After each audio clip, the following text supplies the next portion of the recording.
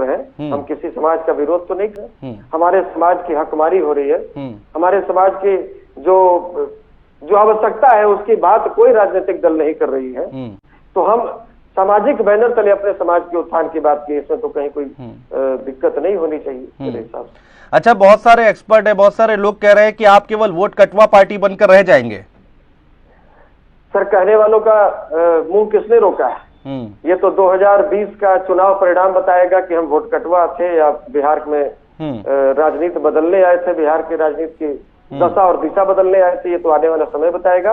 वैसे धरातल पर यदि बिहार के 243 विधानसभा में 38 जिला में आप सर्वे करवाएंगे तो शायद आपको यह विश्वास हो जाएगा कि हम वोट कटवा की भूमिका में रहेंगे या फिर बिहार में बदलाव की भूमिका में।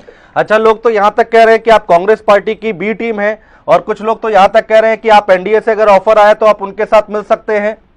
सर, हम किसी के बी और सी टीम बनने के लिए राजनीति में नहीं आए। हमने आज तक किसी भी पार्टी का झंडा नहीं ढोया था सर। हमने लोगों को जगाया, समाज के और बिहार के 2200 से अधिक गांवों का दौरा किया। चौकी पर, खटिया पर, जमीन पर, दरी पर बैठकर भैया, चाचा और दीदी से उनकी समस्याओं को समझा और उसके हिसाब से अपना एजेंडा हम लोग रख रहे हैं। उसके हिसाब से हम लोग घोषणा पत्र तैयार कर रहे हैं। और हम लोग बी और सी बनने के लिए नहीं, हम लोग ए टीम बनने के लिए आए हैं सर। हम लोग लेफ्ट और राइट की राजनीति नहीं, हम लोग सेंटर की राजनीति करने आए हैं। और ऑफर एनडीए से आए या ऑफर यूपीए से आए, हम बेमेल शादी नहीं करना चाहते हैं सर। जैसे बेमेल शादी हुआ था पीडीपी और बीजेपी का कश्मीर में, जैसे बेमेल शादी 2015 में लालू नीतीश जी का हुआ था। बेमेल शादी जब होता है तो तलाक बड़ा जल्दी हो जाता है। हम कुर्सी के लिए गठबंधन नहीं करना चाहते हैं, विचारधारा के साथ गठबंधन करना चाहते हैं। हाँ, तो मैं यही जानना चाहता हूँ उसका क्राइटेरिया क्या है? उसका क्राइटेरिया क्या है? कैसे आपका गठबंधन होगा? और हो सकता है, आपकी बातों से लग रहा है, आप संकेत दे रहे हैं, हो सकता है क्या?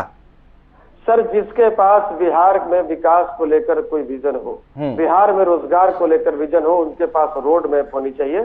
ऐसा नहीं कि 15 वर्षों तक बिहार में शासन कर रहे हैं और 10 दिन पहले आपने देखा कि अब चुनाव नजदीक है तो पेपर में छपवा दिए मोटा मोटा कि 50 लाख बिहारियों को बिहार में रोजगार देंगे।